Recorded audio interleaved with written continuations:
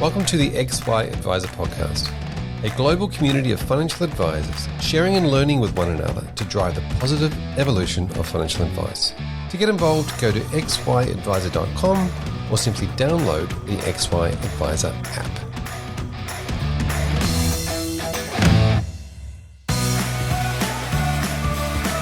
This episode is proudly sponsored by Integrity, your partner for life. Integrity recently launched an exclusive research paper to help advisors understand how to attract and retain new clients. They believe their role in the industry is bigger than just providing products. They want to help create a sustainable industry, educate clients, and support advisors personally in their business. You can get a copy of the report and learn more about Integrity if you visit integritylife.com.au/XY.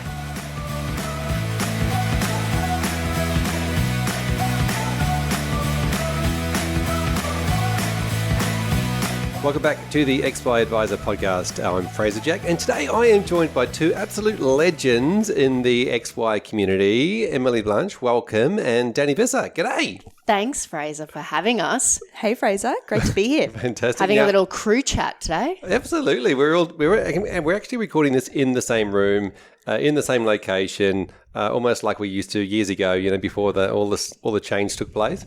So, really cool to be in the same room and chatting about the same thing. Now, we're talking today about the whole concept of best practice. We're covering all sorts of things around client experience and communities. So, let's get cracking, I guess. Danni, let's start with you because you're new to I'm the the XY. new kid on the block. Yeah, Welcome. it's very, very exciting. I have joined XY from Zurich. So I had 5 years at Zurich, and my role there was really to spend time in advice firms and look at what they did in different parts of the business and then report on those and say, look, this is what drives success and this is what we see works well and these are the challenges. So it was all about helping our advice partners back then really understand and then embed best practice. And then before Zurich, I spent the 5 years before that in Macquarie. So 10 years, and it's a little bit of a different crew now. Yeah, exactly. And so a lot of work in corporate land. Let's call it corporate land, and looking at practices. I mean, you were judging the awards, Advisor of the Year and Practice of the Year awards. Yeah, I was, Fraser, and I think that's where your and my paths first crossed. It was really, I had a great job because I had the privilege of being able to spend time in really great firms and see all their areas of their businesses. And I got to observe what worked, what they were doing really well to enrich, I guess, the lives of their clients, and also what challenges they were having. And then I could sort of go to another business and figure out, what they were doing really well, what they were struggling with, and then connect people who had a pain point and a solution. So, it was a really rewarding job, and I got to meet a whole range of great people in that particular role. Yeah, and how much of business is just around addressing pain point solution, something to solve? Well, I think, in the businesses I spent time in, they were often high-performing firms, and they really spent a very huge amount of their time diving really deeply into who was their audience. And they would really profile that audience very, very deeply to understand what, kept them up at night, what made them happy, emotionally, logically. And then they would really build their entire offer around those particular insights. So for the businesses that were outperforming, what I observed is they'd spend a huge amount of their time really mapping that pain point process for their particular clients. So I think that's becoming more and more prevalent now. Everyone's sort of catching on to that. But look, that's been something the great firms have been doing, for at least as long as I was in the tent at Zurich. Yeah, I think it's no surprise that the human emotion side of it is definitely where you find, the best relationships. And if you help solve an emotional problem, you're going to form great relationships as well as be valued in the relationship of what you're providing. You spend a lot of time chatting to financial planners, advisors during your course of the day, helping them solve problems. Absolutely. Human connection is just a massive, massive part of what I do. I spend probably too much time online and chatting to advisors, but I would not switch it for the world. I have some of the most phenomenal conversations. I'm really ingrained in, similar to what you were saying there, Danny, of just really understanding what they are doing in their practices. And yeah, just over the course of the last, 4 years almost, I think I've been with XY.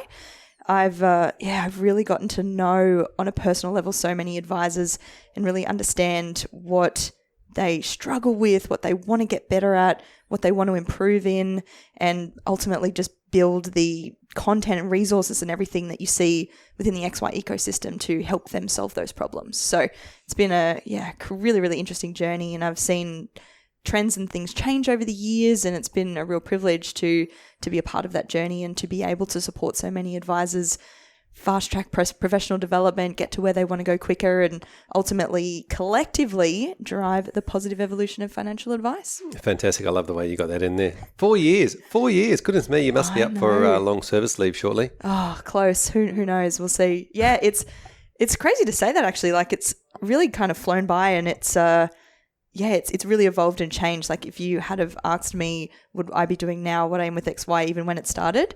Like, I mean, that's a whole story for another day of how I came to be with XY, but it's been a crazy journey, but it's been amazing to see the progression and just know that what XY has been delivering is continuing to provide value, which is something we've said from day one, or at least definitely since I've been a part of it all, is that XY will continue while ever it provides value. And the resounding feedback we are getting from advisors is yes, keep going. We absolutely love it. We're getting so much from it. And so here we are. Yeah, fantastic. And when you're chatting to advisors, is there any common themes across, problem solving that you're doing for them? Yeah. So the number one thing I'm finding, especially as of late, that advisors are wanting to solve is that efficiency piece, which is obviously no surprise. A lot of industry changes coming, and just a lot of, with all of the fragmentation of the industry as well, there's so much choice, and advisors are kind of like, whoa, where do I even begin? How do I make sure I've got the best stack or the best processes? And how can I really nail that in my business to be able to do more of the client-facing, client experience stuff? Because that is where the absolute value is. So being able to crack the code on that, to be able to get back to doing all that client experience stuff, to really amplify things is the number one thing people It's a really interesting word you use there, Em, because, value is something we hear so often, and very hard for some people to say, well, what is, articulate value. And I think what you're doing in advice practices is exactly the same methodology as I saw the really outperforming advice leaders doing, is that value is about understanding your audience and what are their problems and what do you need to help them actually solve.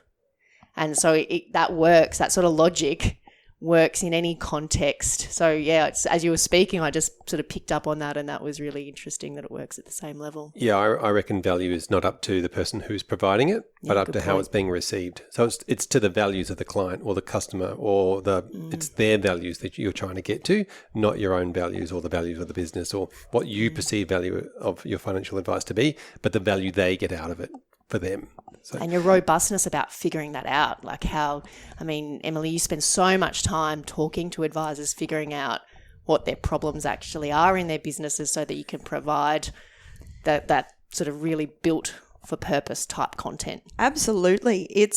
I get blown away. I have so many conversations and like learning something new all the time, and just even trust, like that's a huge part of it as well, is just like building that trust with people, which is the exact process advisors go through to build that trust with their clients to then be able to articulate and deliver that value. So I listen. I do a lot of listening. I have a lot of conversations. I ask a lot of questions like, hey, what is it you want to see? Or what are you trying to accomplish? And then I kind of take all of that stuff that I hear and then kind of distill that down and go, okay, well, what's going to provide the most amount of value? Because if that one person has that question or that problem, chances are 10, 15, 20, 100 other people have that exact problem, which is one of the reasons why XY exists, is to be able to have that collaborative environment so that when one person is looking to solve something, that information is shared, resources are there, no one's reinventing the wheel, and everyone benefits from it, which has been really cool. So, I mean, I can go down to the granular level, and some of the things that we've been doing on the platform is, if I think of especially some of the more recent stuff, we opened up a resources center. So we did have, and XY has been around for like close to 7 years, and there is hundreds of advisor shared IP. Like, it still blows my mind at how willing advisors are to just freely go, hey, here's a calculator I built. Hey, here's this template I built. It works for me. Have a go at it. Change it for how you need it. Yeah. This concept, those in XY, this concept of holding their cards close to their chest or saying, oh, no, I'm not going to share. It's polar opposite. It's, hey, sharing is caring. And if I can, because the thing is, and one thing I come back to a lot is that we all have something to teach and we all have something we can learn. Like, there are things that you know, Danni, that I definitely do not. And there's things that I know that you don't. So it's not about who's the best or who's got the right way to do things. It's how are you doing things? And, oh, hey, here's what I'm doing. This is what's working. This hasn't worked. Maybe it'll work for you. Give it a try. Because like you were saying before, looking at the businesses and the best practices and trying to find those trends, advisors, I look at advice businesses like Fingerprints, like no two are the same. Like, you could have two advisors who operate in the same niche but still have incredibly different ways they deliver that advice, coming down to understanding their clients. So collaboration, massive one. So having a dedicated resources center where an advisor can turn up to go and search for something they're looking for and at the same time share as well has been wildly valuable. They absolutely love being able to go in there and see how others are doing things and get inspiration from it.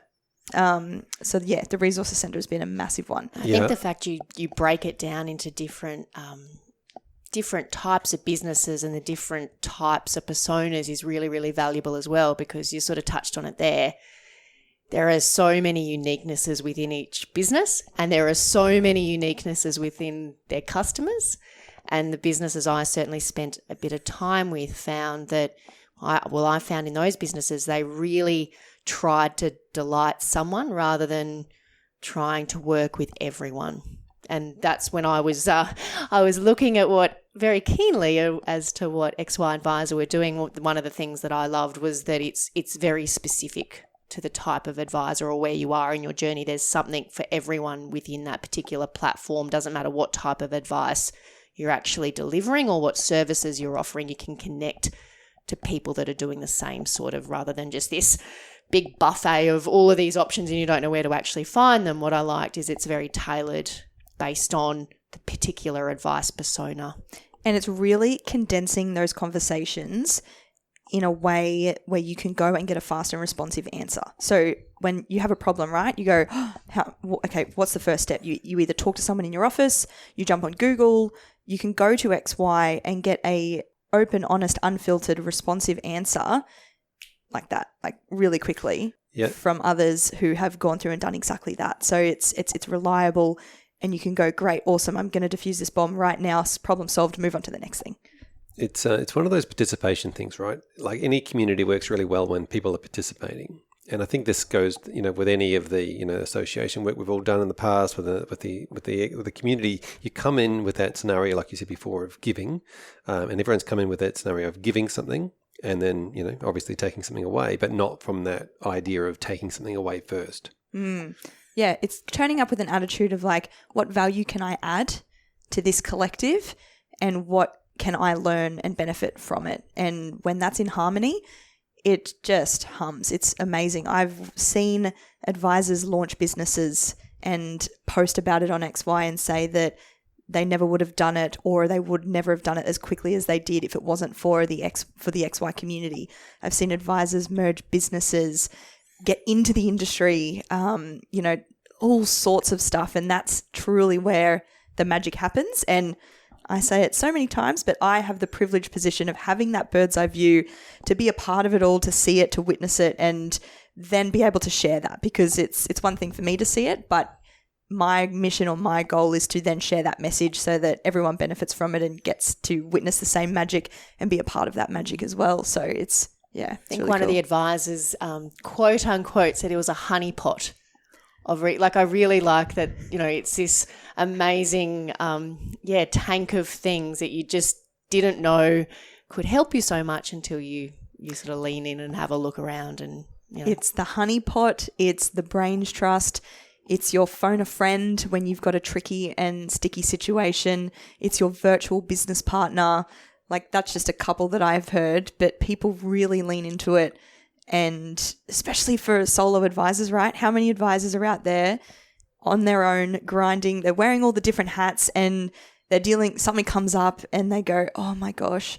And we all deal with it, right? Like, you get a problem and you go, oh, am I the only one struggling with this?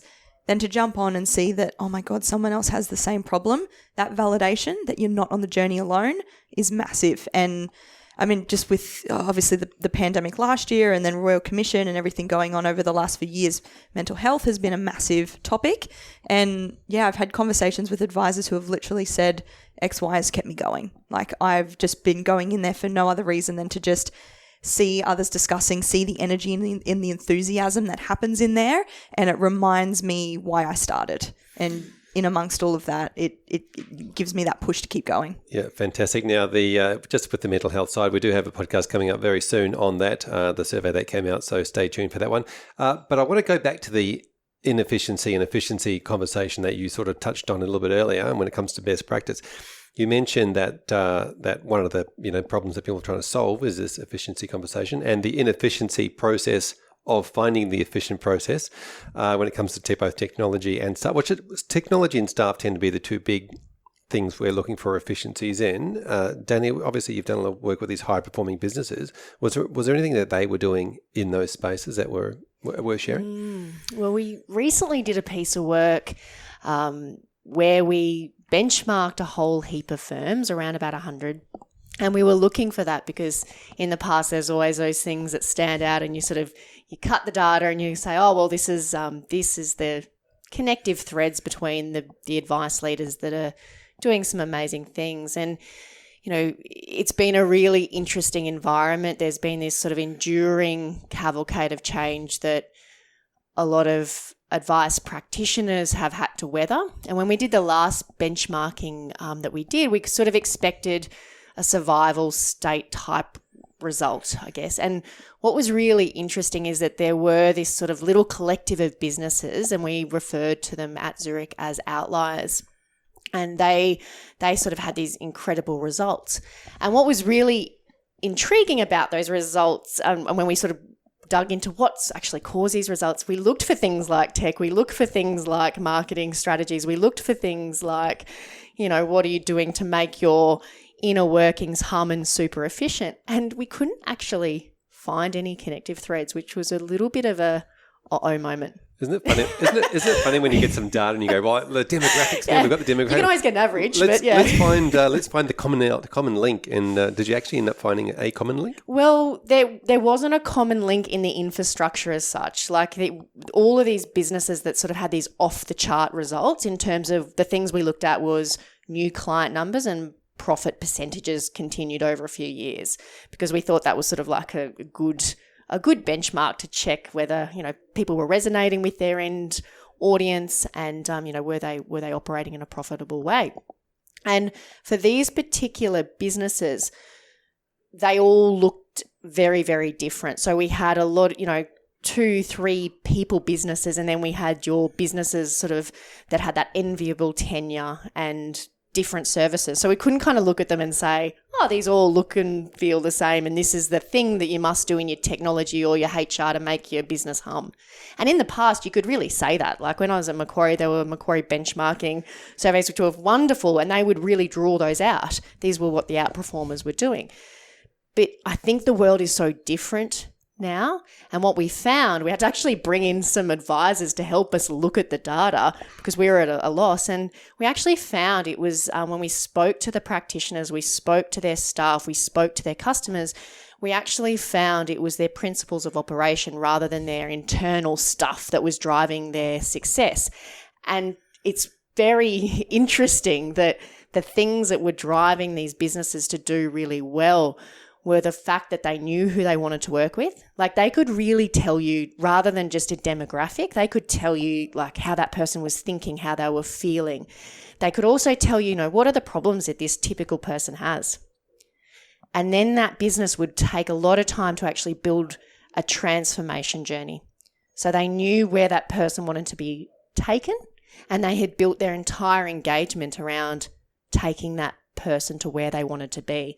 So it was these sort of 3 key elements of their engagement that actually that all of these businesses had these, raving fans that they were all doing. And that was a really big shift, that the success was probably the North Star for everything. It wasn't, the structure of their business, but it was do we genuinely believe if we build everything around a customer and their needs and we wrap everything around that and we keep breaking things to actually deliver to that, that's what was driving their success. So you're saying that their product, if you like, was not necessarily advice or a service or all those, things, granular things that we get involved in, but the transformation of a particular type of client from here to there, or a journey from here to there, that transformation journey was their product. Yeah, absolutely. And they all did that in very different ways. And that's why they looked so different, and you couldn't say that you need to do this from an infrastructure perspective or this from a technology perspective.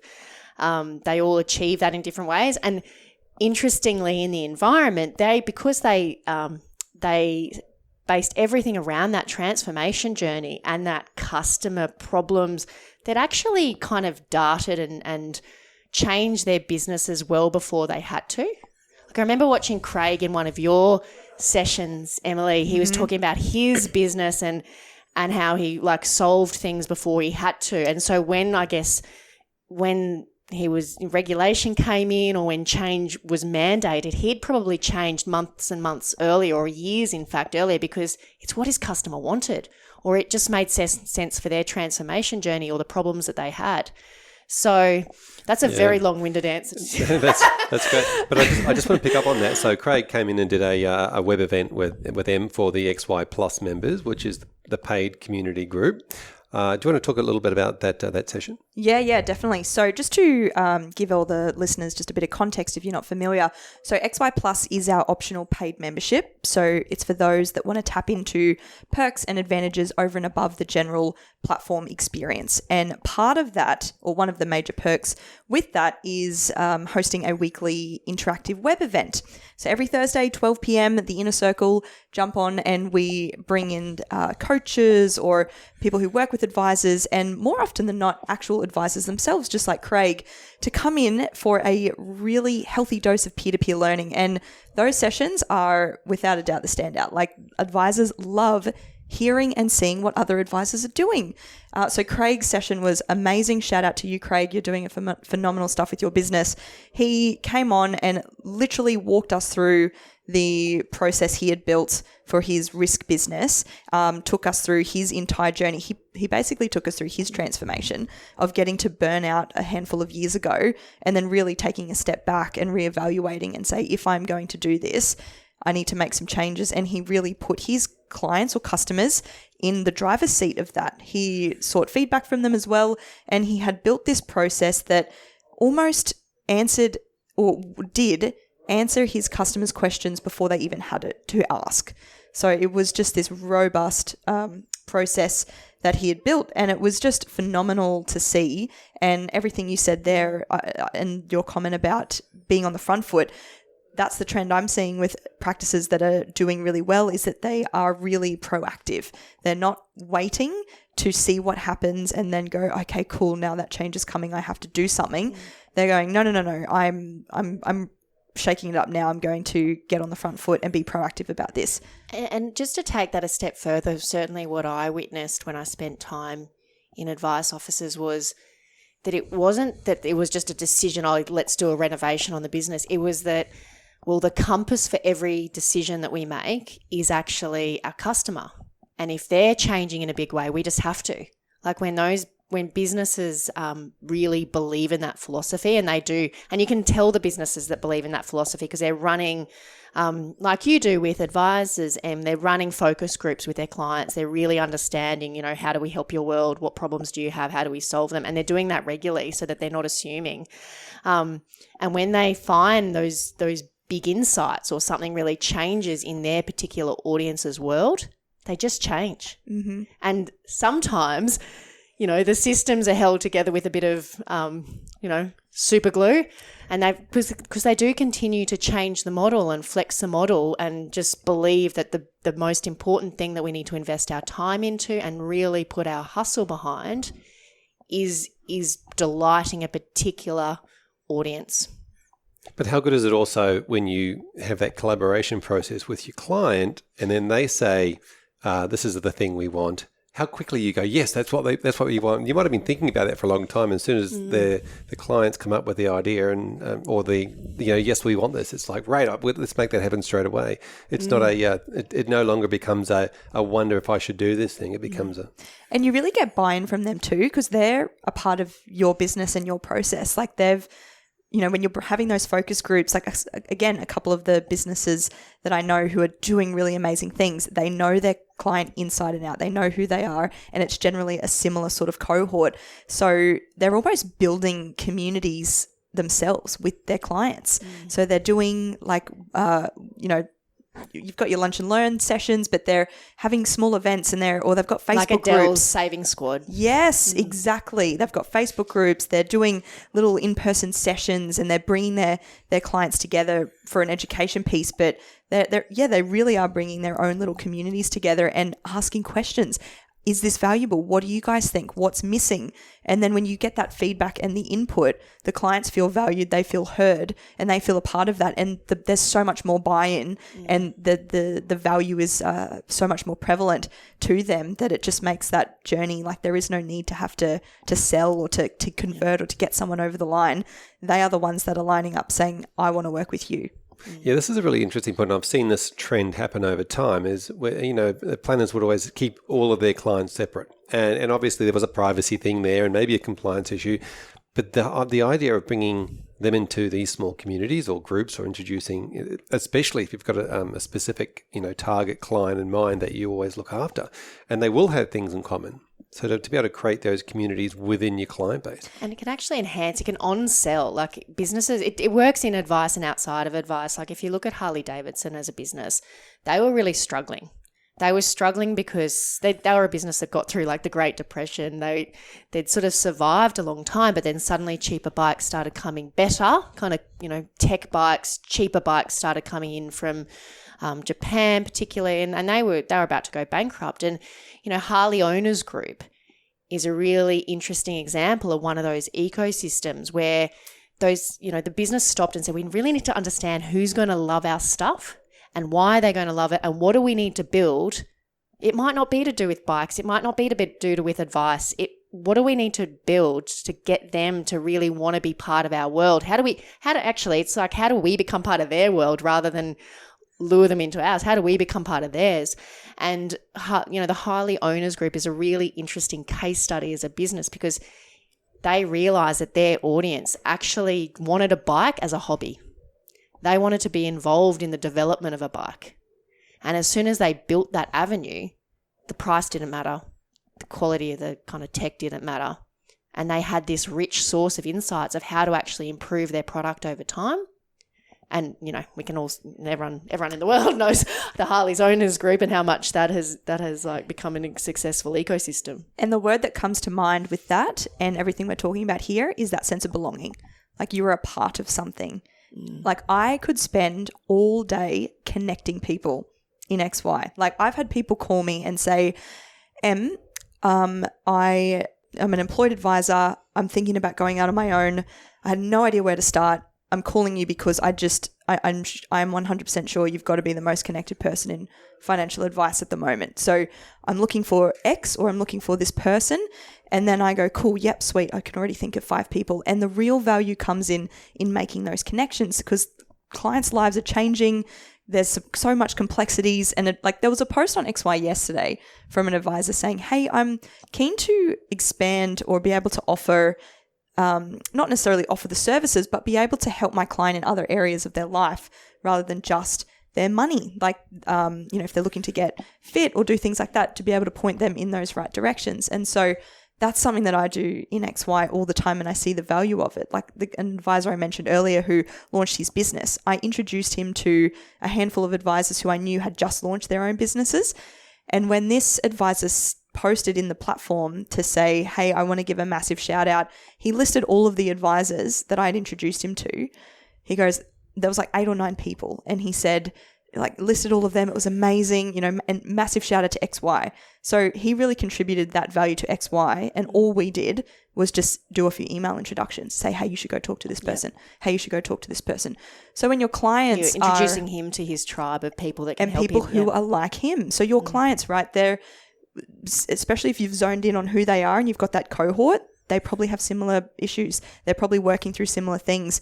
When you meet somebody that you go, oh my God, you've got the same problems, or we're at a similar journey. Oh, great. You get me. And then that bond is so tight, and the value is still attributed to the advisor because they facilitated that introduction. So this concept of being able to have these little community groups within your clients, very powerful. That's fascinating you say that. And because I certainly see that working well in businesses who do have a really clear tribe, the referrals of those particular businesses are much higher. Mm-hmm. Because people like, you know, we have so many options, right? Everyone has so many options. You can deal with anyone at a click. There's infinite shelf space in the world now. So we can really find the people who we, you know, hyper connect with. Yes. And why would we want to deal with anyone else? So, yeah, it is really, it's really, really potent, and you can see those businesses that have a look and a feel. And Ben is certainly one of those, you know, advice businesses that have done incredibly well by understanding who he can serve the best, and then just tripling down on that. Yep. And talk to us a bit more about the sense of belonging. Did you see any things in practice that were helping to form that sense of belonging for their clients? I think, yeah, in sense of practice, I think once people understand who is their person and why their advice means something to that person, it then starts to come through in everything. Their vibe is, you know, very visual, but it's also visceral. It's in the way they talk. If it's truly believed, it becomes every part of their journey, and you can see it, and you can feel like Ben Nash is a clear example of that. Jessica and Glenn from Fox and Hare are a clear example of that. They have a distinct person who they know that they can help, and everything that they do, they say, their socials, their online presence, where they actually end up talking actually connects back to that audience, because you can't be all things to all people in any sense, and it's almost just becoming really potent with where are your efforts and energy is going to be best spent, so that you're attracting the people that are going to value what you do. I remember speaking to Phil Thompson actually, and he became very niche in his particular offer, and he mentioned something that's really resonated with me. It really increased his confidence as an advisor, because he said, I just knew that I could really help that person. And when he was doing a much broader range of things for a much broader range of people, it was like, just wouldn't have that inner confidence in, I know our team's going to deliver a wonderful end result and it's going to be a really great customer experience. But when he really honed in on what he did, how he did it, and who he did it for, that process he could invest in becoming very concise and very streamlining. And he could sit in front of a client, but also a referral source, and say, yeah, we're the best at this. We do this really well, and you should come and see us. And there's just that inner kind of confidence that came out. Yeah, shout out to Phil Thompson. So this takes us to the specialisation conversation, right? And we just mentioned the two real types of specialisation: the specialisation around a particular strategy or product set, or the specialisation around a specific client or end client. So, there's always that conversation around specialization, and everybody sort of went straight towards the product side, not really thinking about the specialization around a client. That's a really good point. So, Em, you're helping these advisors, and I guess from an XY point of view, and from your 4 years of knowledge point of view, we would come across a lot of things that or issues or problems that our advisors are trying to solve.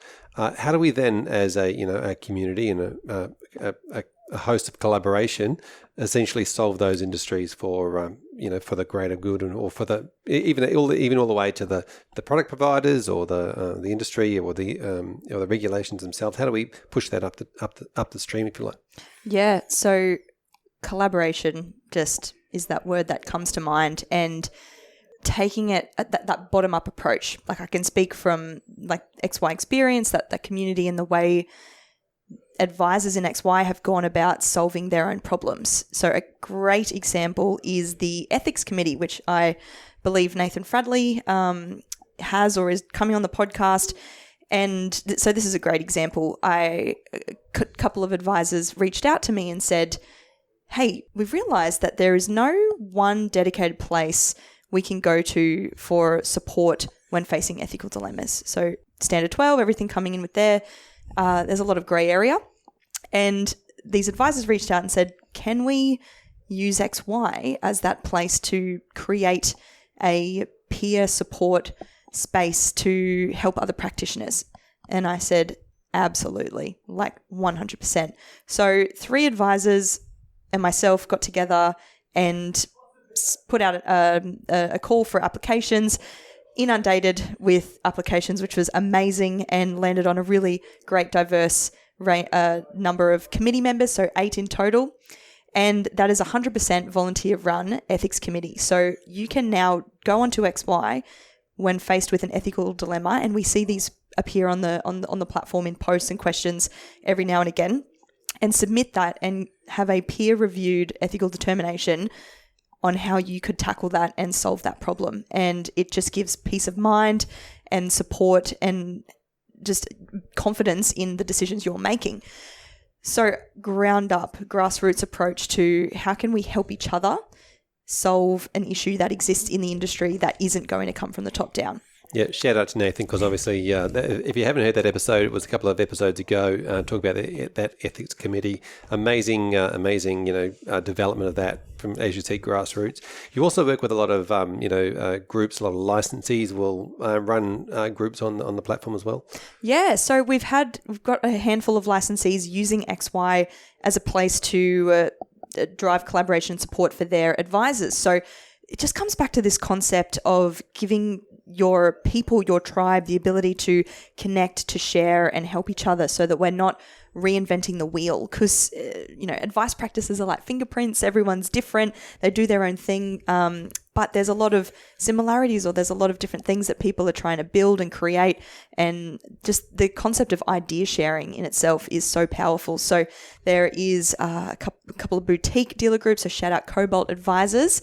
They have all 23 of their advisors in there sharing resources, sharing contacts, asking questions, doing Loom videos for each other, sharing their templates and things. And it's just been amazing to see that level of collaboration allow them to do their job better, deliver better advice, and ultimately help everybody improve. So that's been a really, really cool thing to see and be a part of. Having everything in one place is such an efficient thing, right? Because that's one of the struggles of is things are everywhere. There's probably great things everywhere, but having something in one spot where you just know you can go, I just think that's a huge value. And I think, it helps people do things quicker. So if you can do them, the stuff you have to do quicker, then you can spend the time that you've got extra delighting your customers and spending it on doing that human stuff. And what is the thing that everyone's trying to grab a hold of? Extra time. So concentrating that, it's a one-stop shop. You can go and get fast responsive answers or things that you need to help in whatever it is that you are trying to solve. And it's, that's a massive draw cut. So I was chatting to the Cobalt guys actually, and I was checking in and how's it all going? They now send 0 group emails.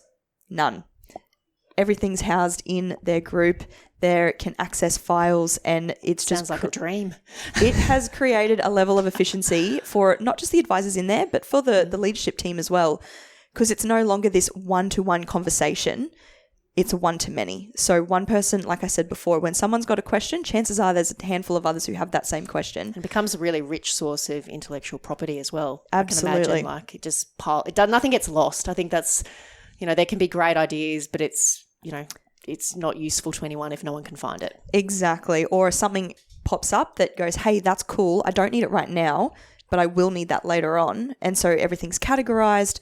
You've got resources, you can tag things and have topics, so it's easily accessible, and you can come back to it whenever you need to. You don't have to go and try and find an email thread or try and find something in an intranet or anything that's clunky. It's to be able to see them streamline that process and efficiency has been really, really cool. Yeah, and now, Danni, now speaking of collaboration and grassroots and bringing this information, tell us about what you're doing about it. So I think I'm probably attacking things from the other side. I've spent a lot of time in corporate and provider land, and look, I just know the great work that gets done for the advice community within those walls. There's a lot of people that work really, really hard to try and bring great solutions to the table, and I think what I'm really excited about in what I get to do is I just get to be able to hone those discussions where they're going to be relevant. So it's, again, that whole, it's kind of fits really nicely with what I've been doing anyway. It's about sort of saying, look, we know we have these profiles of different advice business types, make sure that you really understand that audience's problem so that when you bring solutions to the table, and there can be many different solutions, they're actually right for that audience. So you're not wasting their time. You're not trying to offer them something that they don't want. It's just about being really targeted, because I think at every level, people have less time.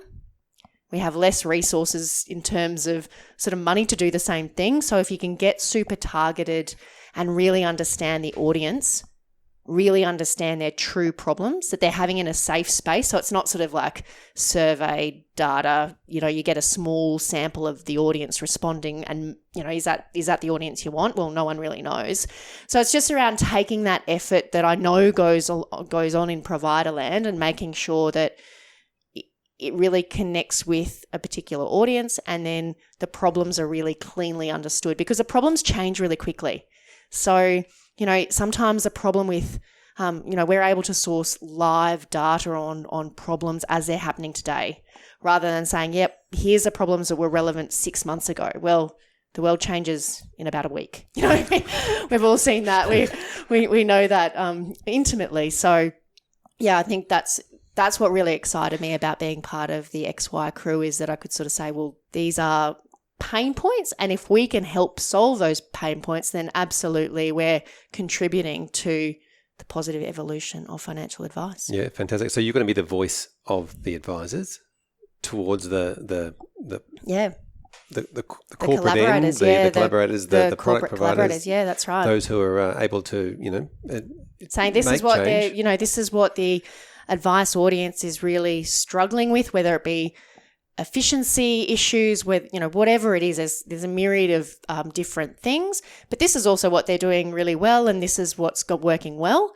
And if this is how you can best help, and who do you want to help, because you can't help. Every business is very, very different.